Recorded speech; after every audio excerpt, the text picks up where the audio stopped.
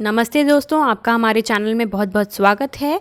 दोस्तों, आज मैं आपको बताऊंगी करवा चौथ 2021 के बारे में कि करवा चौथ 2021 कब है इस बार, उसका शुभ मुहूर्त क्या है, उसकी व्रत कथा क्या होती है, उसकी व्रत विधि क्या है और आपके सारे सवालों के जवाब इस वीडियो में मैं आपको दूंगी जो आपको परेशान करते हैं कि आपको करवा चौथ पे क्या करना चाहिए, क्या नहीं करना चाहिए, कि लोगों को थाली कैसे सजानी चाहिए करवा चौथ के लिए, सरगी में क्या क्या होना चाहिए और अविवाहित करवा चौथ का व्रत रख सकती हैं या नहीं, हम क्या क्या खा सकते हैं करवा चौथ व्रत में, क्या हम पानी पी सकते हैं और सरगी खाने का सही समय क्या होता है, क्या हम करवा चौथ पर बाल धो सकते हैं, करवा चौथ पर कौन से भगवान की पूजा की जाती है। ये सारे सवालों के जवाब आपको इस वीडियो में मिल जाएंगे, तो लास्ट तक वीडियो को देखिएगा। वीडियो पसंद आए तो वीडियो को लाइक कीजिएगा, शेयर कीजिएगा ज़्यादा से ज़्यादा, जिससे सभी की इससे हेल्प हो सके, और चैनल को सब्सक्राइब कर लीजिएगा। साथ ही आप फेसबुक पेज व्रत और त्योहार को फॉलो कर सकते हैं, वहाँ पे भी मैं आपके लिए लाती हूँ त्योहारों से रिलेटेड सारी जानकारी। तो आइए शुरू करते हैं आज की वीडियो को। तो दोस्तों, विवाहित महिलाएं भगवान शिव, माता पार्वती और कार्तिकेय के साथ साथ भगवान गणेश की पूजा करती हैं और अपने व्रत को चंद्रमा के दर्शन और उनको अर्घ अर्पण करने के बाद ही व्रत तोड़ती हैं। करवा चौथ का व्रत कठोर होता है और इसे अन्न और जल ग्रहण किए बिना ही सूर्योदय से रात में चंद्रमा के दर्शन तक किया जाता है। करवा चौथ के दिन को करक चतुर्थी के नाम से भी जाना जाता है। करवा या करक मिट्टी के पात्र को कहते हैं जिससे चंद्रमा को जल अर्पण, जो कि अर्घ कहलाता है, किया जाता है। पूजा के दौरान करवा बहुत ही महत्वपूर्ण होता है और इसे ब्राह्मण या किसी योग्य महिला को दान में भी दिया जाता है। करवा चौथ दक्षिण भारत की तुलना में उत्तरी भारत में ज़्यादा प्रसिद्ध है। करवा चौथ के 4 दिन बाद पुत्रों की दीर्घायु और समृद्धि के लिए अहोई अष्टमी व्रत भी किया जाता है। तो जानते हैं करवा चौथ कब है। करवा चौथ का व्रत कार्तिक हिंदू माह में कृष्ण पक्ष की चतुर्थी के दौरान किया जाता है। अमान पंचांग, जिसका अनुसरण गुजरात, महाराष्ट्र और दक्षिणी भारत में किया जाता है, उसके अनुसार करवा चौथ अश्विन माह में पड़ता है। हालांकि ये केवल माह का नाम है जो इसे अलग अलग करता है और सभी राज्यों में करवा चौथ एक ही दिन मनाया जाता है। करवा चौथ के दिन चौथ माता की पूजा अर्चना और व्रत वैसे तो पूरे ही भारत में रखा जाता है, लेकिन मुख्य रूप से उत्तर भारतीय लोग वृहद स्तर पर करवा चौथ का व्रत रखते हैं और विधि विधान से पूजा करते हैं। उत्तर भारत में विशेषकर राजस्थान, हरियाणा, उत्तर प्रदेश, गुजरात, मध्य प्रदेश और पंजाब में भी बहुत ही हर्ष के साथ इस व्रत को रखकर करवा चौथ की कहानी सुनी जाती है। इस पावन अवसर पर दिन में कहानी सुनी जाती है और रात्रि के समय चांद को देखने के उपरांत स्त्रियां अपने पति के हाथों से पानी पीकर खाना ग्रहण करके व्रत खोलती हैं। करवा चौथ का ये व्रत पति की लंबी आयु, स्वास्थ्य और सुखद वैवाहिक जीवन के उद्देश्य से किया जाता है। करवा चौथ व्रत 12 वर्ष तक अथवा 16 वर्ष तक लगातार हर वर्ष किया जाता है। अवधि पूरी होने के पश्चात इस व्रत का उद्यापन यानी उपसंहार किया जाता है। जो सुहागिन स्त्रियां आजीवन रखना चाहें वे जीवन भर इस व्रत को कर सकती हैं। इस व्रत के समान सौभाग्यदायक व्रत अन्य कोई दूसरा नहीं है, अतः सुहागिन स्त्रियां अपने सुहाग की रक्षार्थ इस व्रत का सतत पालन करके कर सकती हैं। तो आइए जानते हैं करवा चौथ 2021 की शुभ तिथि और शुभ मुहूर्त क्या है।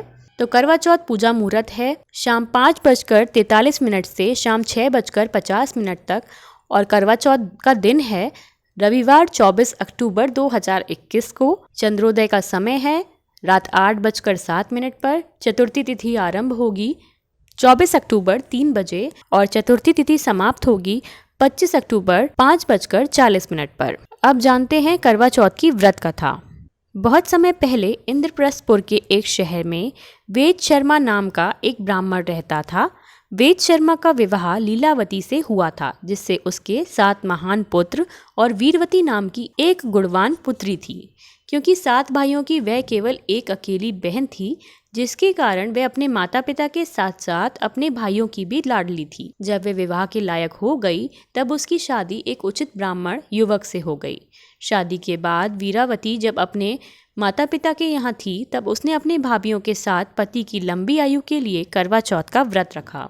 करवा चौथ के व्रत के दौरान वीरावती को भूख सहन नहीं हुई और कमजोरी के कारण वह मूर्छित होकर जमीन पर गिर गई।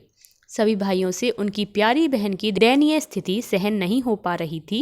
वे जानते थे वीरावती, जो कि एक पतिव्रता नारी है, चंद्रमा के दर्शन किए बिना भोजन ग्रहण नहीं करेगी, चाहे उसके प्राण ही क्यों ना निकल जाएं।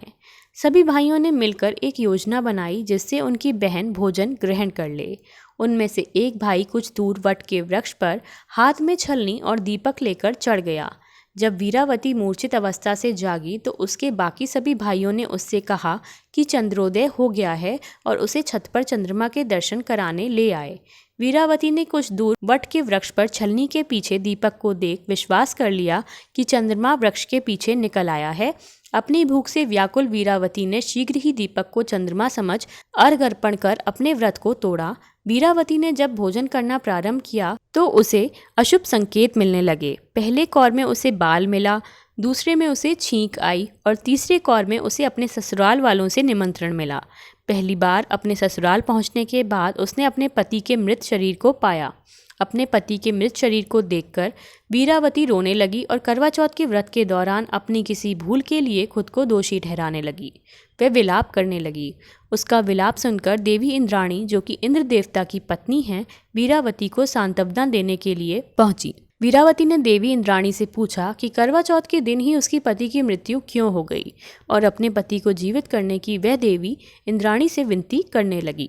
वीरावती का दुख देखकर देवी इंद्राणी ने उससे कहा कि उसने चंद्रमा को अर्घ अर्पण किए बिना ही व्रत को तोड़ा था, जिसके कारण उसके पति की असामयिक मृत्यु हो गई।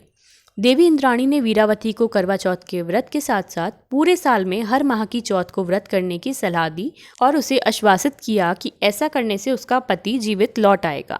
इसके बाद वीरावती सभी धार्मिक कृत्यों और मासिक उपवास को पूरे विश्वास के साथ करती। अंत में उन सभी व्रतों से मिले पुण्य के कारण वीरावती को उसका पति पुनः प्राप्त हो गया। तो अब जानते हैं करवा चौथ की व्रत विधि के बारे में।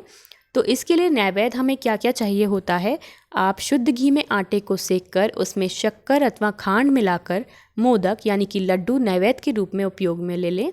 करवा यानी काली मिट्टी में शक्कर की चाशनी मिलाकर उस मिट्टी से तैयार किए गए मिट्टी के करवे को उपयोग किया जा सकता है और करवा आजकल बाजार में भी आसानी से उपलब्ध है। तो करवों की संख्या है 13 करवे। करवा चौथ पूजन के लिए मंत्र है ओम शिवाय नमः से पार्वती का ओम नमः शिवाय से शिव का, ओम षणमुखाय नमः से स्वामी कार्तिकेय का, ओम गणेशाय नमः से गणेश का तथा ओम सोमाय नमः से चंद्रदेव का पूजन करें। करवा चौथ की थाली। करवा चौथ की रात्रि के समय चांद देखने के लिए आप पहले से ही थाली को सजाकर रख लें। थाली में आप इन सामग्री को रखें। दीपक, करवा चौथ का कलश यानी तांबे का कलश इसके लिए श्रेष्ठ होता है। छलनी, कलश को ढकने के लिए वस्त्र, मिठाई या ड्राई फ्रूट, चंदन और धूप, मौली और गुड़ या चूरमा। व्रत के दिन प्रातः स्नानादि करने के पश्चात ये संकल्प बोलकर करवा चौथ व्रत का आरंभ करें। मम सुख सौभाग्य पुत्र पौत्रादि सुस्थिर श्री प्राप्तये करक चतुर्थी व्रतमहम करिष्ये। पूरे दिन निर्जला रहें। दीवार पर गेरू से फलक बनाकर पिसे चावलों के घोल से करवा चित्रित करें। इसे वर कहते हैं। चित्रित करने की कला को करवा धरना कहा जाता है। 8 पूरियों की अठावरी बनाएं, हलवा बनाएं, पक्के पकवान बनाएं, पीली मिट्टी से गौरी बनाएं और उनकी गोद में गणेश जी को बनाकर बिठाएं। गौरी को लकड़ी के आसन पर बिठाएं। चौक बनाकर आसन को उस पर रखें। गौरी को चुनरी उड़ाएं। बिंदी आदि सुहाग सामग्री से गौरी का श्रृंगार करें। जल से भरा हुआ लोटा रखें। बायना भेंट देने के लिए मिट्टी का टोटीदार करवा लें। करवा में गेहूं और ढक्कन में शक्कर का बूरा भर दें। उसके ऊपर दक्षिणा रखें। रोली से करवा पर स्वास्तिक बनाएं। गौरी, गणेश और चित्रित करवा की परंपरा अनुसार पूजा करें। पति की दीर्घायु की कामना करें। मंत्र है नमः शिवाय शर्वाणे सौभाग्यम संतति शुभाम प्रयच्च भक्ति युक्ता नाम नारीणाम हर वल्लभे। करवा पर 13 बिंदी रखें और गेहूं या चावल के 13 दाने हाथ में लेकर करवा चौथ की कथा कहें या सुने।